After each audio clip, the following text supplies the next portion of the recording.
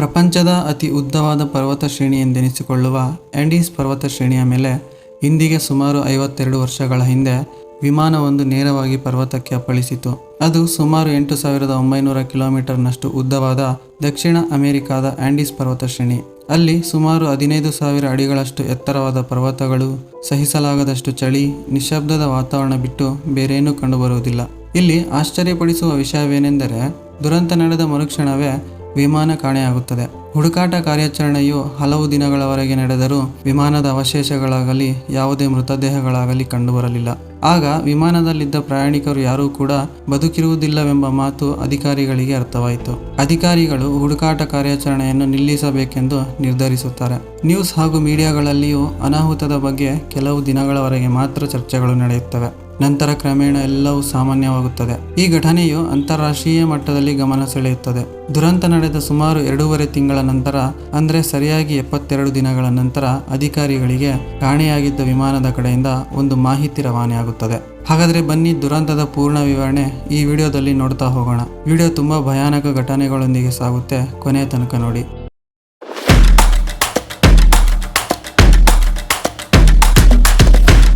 ಉರುಗ್ವೇನ್ ಏರ್ಫೋರ್ಸ್ಗೆ ಸೇರಿದ ಫ್ಲೈಟ್ 571 ಎಂಬ ವಿಮಾನವು ವಿಶ್ವದ ವೈಮಾನಿಕ ಇತಿಹಾಸದಲ್ಲೇ ತನ್ನಿಂದಾದ ಒಂದು ದುರಂತದಿಂದ ತನ್ನ ಹೆಸರನ್ನ ಶಾಶ್ವತವಾಗಿ ದಾಖಲಿಸಿಕೊಂಡಿದೆ. ಅದು 1972ರ ಅಕ್ಟೋಬರ್ 12. ಫ್ಲೈಟ್ 571 ಉರುಗ್ವೇಯ ರಾಜಧಾನಿ ಮೊಂಟೆವಿಡಿಯೋದ ಕೆರಾಸ್ಕೋ ಇಂಟರ್ನ್ಯಾಷನಲ್ ಏರ್ಪೋರ್ಟ್ನಿಂದ ಟೇಕ್ ಆಫ್ ಆಗುತ್ತದೆ. ಫ್ಲೈಟ್ನಲ್ಲಿ ಓಲ್ಡ್ ಕ್ರಿಶ್ಚಿಯನ್ಸ್ ಕ್ಲಬ್ ರಗ್ಬಿ ಟೀಮ್ಗೆ ಸೇರಿದ ಆಟಗಾರರಿದ್ದರು. ಅವರು ಮೊಂಟೆವಿಡಿಯೋದಿಂದ ಚಿಲಿಯ ರಾಜಧಾನಿ ಸ್ಯಾಂಟಿಯಾಗೋ ತನಕ ಒಂದು ಮ್ಯಾಚ್ ಅನ್ನಾಡಲು ಹೋಗಬೇಕಾಗಿರುತ್ತದೆ. ರಗ್ಬಿ ಟೀಮ್ನ ಪ್ರೆಸಿಡೆಂಟ್ ಆದ ಡ್ಯಾನಿಯಲ್ ಜಾನ್ ಅವರು ಟ್ವಿನ್ ಟರ್ಬೋಪ್ರಾಪ್ 2 ಇಂಜಿನ್ಗಳ ಫ್ಲೈಟ್ 571 ವಿಮಾನವನ್ನು ಪ್ರೈವೇಟ್ ವಿಮಾನವಾಗಿ ಆಯ್ಕೆ ಮಾಡಿಕೊಳ್ತಾರೆ. ಫ್ಲೈಟ್ನಲ್ಲಿ 19 ಜನ ಆಟಗಾರರ ಜೊತೆ ಅವರ ಕುಟುಂಬಸ್ಥರು, ಮಿತ್ರರು ಹಾಗೂ 5 ಜನ ವಿಮಾನ ಸಿಬ್ಬಂದಿ ಸೇರಿದಂತೆ 45 ಜನ ಪ್ರಯಾಣಿಸುತ್ತಿದ್ದರು. ವಿಮಾನವು ಟೇಕ್ ಆಫ್ ಆದ ನಂತರ ಅದು ಇನ್ನೂ ಅರ್ಜೆಂಟೀನಾದ ಮೇಲೆಯೇ ಚಲಿಸುತ್ತಿರುವಾಗಲೇ ಇದ್ದಕ್ಕಿದ್ದಂತೆ ವಾತಾವರಣದಲ್ಲಿ ಭಾರಿ ಬದಲಾವಣೆಯಾಗುತ್ತದೆ. ಆದ್ದರಿಂದ ಪೈಲಟ್ ವಿಮಾನವನ್ನು ಅರ್ಜೆಂಟೀನಾದ ಮೆಂಡೋಜಾದಲ್ಲಿ ಲ್ಯಾಂಡ್ ಮಾಡಲು ನಿರ್ಧರಿಸುತ್ತಾರೆ. ಏಕೆಂದರೆ ಅರ್ಜೆಂಟೀನಾ ಮತ್ತು ಚಿಲಿಯ ನಡುವೆ ಜಗತ್ತಿನ ಅತ್ಯಂತ ಎತ್ತರವಾದ ಹಾಗೂ ಅತಿ ಉದ್ದವಾದ ಆಂಡೀಸ್ ಪರ್ವತ ಶ್ರೇಣಿ ಆಕಾಶದೆತ್ತರಕ್ಕೆ ಎದ್ದು ನಿಂತಿತ್ತು.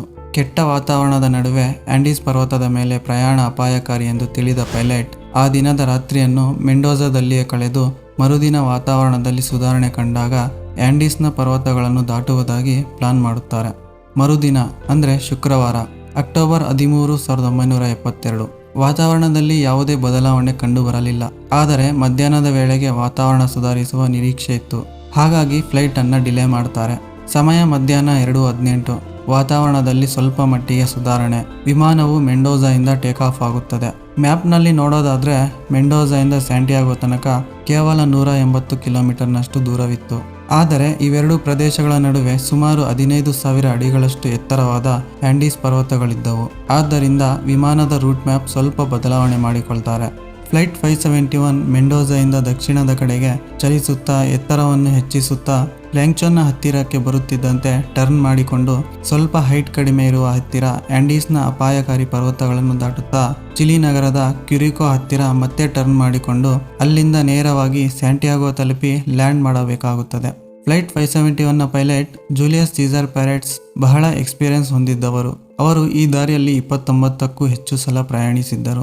ಆದರೆ ತನ್ನ co pilot colonel Dante Hector ಲಗುರಾರಾಗೆ ಅಷ್ಟು ಎಕ್ಸ್ಪೀರಿಯನ್ಸ್ ಇರಲಿಲ್ಲ.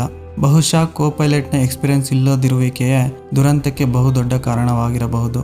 ಇಲ್ಲಿ ಇನ್ನೂ ಒಂದು ಟ್ವಿಸ್ಟ್ ಏನು ಅಂತಂದ್ರೆ, ಆ ಸಮಯದಲ್ಲಿ ಪೈಲಟ್ ಜೂಲಿಯಸ್ ಸೀಸರ್ ಪ್ಯಾರೆಟ್ಸ್ ವಿಮಾನದ ಪೂರ್ತಿ ಕಂಟ್ರೋಲ್ ಕೋ ಪೈಲಟ್ಗೆ ಕೊಟ್ಟಿದ್ದರು. ಅಂದ್ರೆ ಒಬ್ಬ ಎಕ್ಸ್ಪೀರಿಯನ್ಸ್ ಇಲ್ಲದ ಪೈಲಟ್ ವಿಮಾನ ಚಲಾಯಿಸುತ್ತಿದ್ದರು. ಫ್ಲೈಟ್ 571 ಟೇಕ್ ಆಫ್ ಆದ ಕೂಡಲೇ ದಕ್ಷಿಣದ ಕಡೆಗೆ ಚಲಿಸುತ್ತಾ ಎತ್ತರವನ್ನು ಹೆಚ್ಚಿಸುತ್ತಿದ್ದಂತೆ ವಾತಾವರಣದಲ್ಲಿ ಇದ್ದಕ್ಕಿದ್ದಂತೆ ಭಾರಿ ಬದಲಾವಣೆಯಾಗುತ್ತದೆ. ಮೋಡಗಳ ಒಂದು ದಪ್ಪವಾದ ಪದರ ಫ್ಲೈಟ್ನ ಕೆಳಭಾಗದಲ್ಲಿ ಆವರಿಸಿಕೊಂಡು ಪೈಲಟ್ಗೆ ಲೊಕೇಶನ್ ಕಂಡುಹಿಡಿಯುವಲ್ಲಿ ಬಹಳ ತೊಂದರೆ ಉಂಟಾಯಿತು. ಆಗ ಪೈಲಟ್ ಏರ್ ಟ್ರಾಫಿಕ್ ಕಂಟ್ರೋಲ್ನ ಸಹಾಯಕ್ಕೆ ಮುಂದಾಗುತ್ತಾರೆ. ಕಂಟ್ರೋಲ್ ಟವರ್ ನೀಡುವ ಲೊಕೇಶನ್ನ ಪ್ರಕಾರ ಫ್ಲೈಟ್ನ ಕಂಟ್ರೋಲ್ ಮಾಡ್ತಾ ಇರ್ತಾರೆ. ಫ್ಲೈಟ್ 571 ಪ್ಲಾಂಕ್ಚನ್ ಪಾಸ್ನ ಸಮೀಪಿಸುತ್ತಿದ್ದಂತೆ ಬಲಕ್ಕೆ ಟರ್ನ್ ಆಗುತ್ತದೆ. ಅದು ಆಗ 18,000 ಅಡಿಗಳಷ್ಟು ಎತ್ತರದಲ್ಲಿ ಆಂಡೀಸ್ ಪರ್ವತದ ಮೂಲಕ ಹಾದು ಹೋಗುತ್ತಿತ್ತು. ಪೈಲಟ್ ಪೂರ್ತಿಯಾಗಿ ಸ್ಯಾಂಟಿಯಾಗೋದ ಏರ್ ಟ್ರಾಫಿಕ್ ಕಂಟ್ರೋಲ್ನ ಮೇಲೆಯೇ ಡಿಪೆಂಡ್ ಆಗಿದ್ದರು. ಪ್ಲಾಂಕ್ಚನ್ ಪಾಸ್ನ ಸಮೀಪಿಸುತ್ತಿದ್ದಂತೆ ಫ್ಲೈಟ್ 571 ಏರ್ ಟ್ರಾಫಿಕ್ ಕಂಟ್ರೋಲ್ನ ರೆಡಾರ್ನಿಂದ ಮಾಯವಾಗುತ್ತದೆ. ಅಂದರೆ ಅವರ ಕನೆಕ್ಷನ್ ಕಟ್ ಆಗುತ್ತದೆ. ಏಕೆಂದರೆ ಪರ್ವತಗಳ ನಡುವೆ ಸಿಗ್ನಲ್ ಕಟ್ ಆಗುವುದು ಸಹಜ ವಿಷಯವೇ ಆಗಿತ್ತು. ಸಮಯ ಸರಿಯಾಗಿ 3:21. ಪೈಲಟ್ ತನ್ನ ತಪ್ಪು ನಿರ್ಣಯದ ಮೇರೆಗೆ ಸ್ಯಾಂಟಿಯಾಗೋ ಕಂಟ್ರೋಲ್ ಟವರ್ಗೆ ರೇಡಿಯೋದ ಮೂಲಕ ನಾವೀಗ ಕೆಲವೇ ನಿಮಿಷಗಳಲ್ಲಿ ಚಿಲಿ ನಗರದ ಕ್ಯುರಿಕೋಗೆ ತಲುಪಲಿದ್ದೇವೆ ಎಂದರು. ಹಾಗೂ ಅವರಿಂದ ಫ್ಲೈಟ್ನ ಹೈಟ್ ಕಡಿಮೆ ಮಾಡಲು ಸಹ ಪರ್ಮಿಷನ್ ಕೇಳಿಕೊಳ್ತಾರೆ. ನಾರ್ಮಲ್ ಆಗಿ ಪ್ಲಾಂಕ್ಚನ್ ಪಾಸ್ನಿಂದ ಕ್ಯುರಿಕೋಗೆ ತಲುಪಲು 11 ನಿಮಿಷದ ಸಮಯ ಬೇಕಾಗಿತ್ತು. ಆದರೆ ಅವರು ಕೇವಲ 3 ನಿಮಿಷದಲ್ಲೇ ಪಾರಾಗಿದ್ದರು. ಕಂಟ್ರೋಲ್ ಟವರ್ಗೆ ಈ ವಿಷಯದ ಬಗ್ಗೆ ಅರ್ಥವಾಗಲಿಲ್ಲ. ಏಕೆಂದರೆ ಕಂಟ್ರೋಲ್ ಟವರ್ನ ರೆಡಾರ್ನಲ್ಲಿ ಫ್ಲೈಟ್ 571 ತೋರಿಸುತ್ತಿರಲಿಲ್ಲ.